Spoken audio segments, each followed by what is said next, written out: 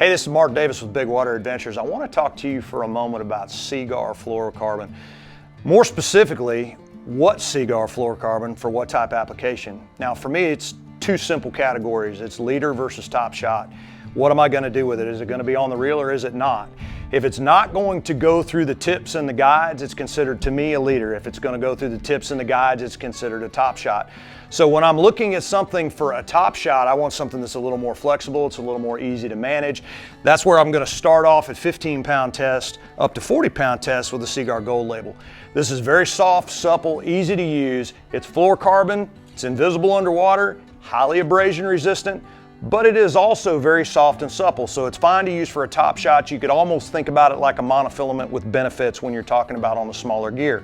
Once I get into 50 and above, I'm gonna go with the Premier.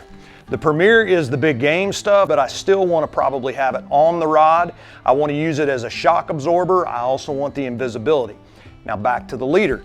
If I'm looking for a leader, I really don't want something that's soft. I don't want something supple. I don't want something I can wind onto the reel. I want something that essentially behaves more like a piece of wire than it does like a piece of monofilament. So that's when I go to the blue label. This stuff's very rigid, which is what you want. You want a rigid leader. It's very abrasion resistant, pretty much indestructible. It holds the qualities of fluorocarbon for a long period of time to where you can put a short length of this stuff on and use it. It's oblivious to tooths, rocks, lumber, whatever you're going to get in the middle of, but it's a true leader in my perception of how I use it. So keep in mind, when you're looking for a leader from Seaguar, fluorocarbon, you're going to use something that it's not soft, it's not supple, it's not going to go on the rod.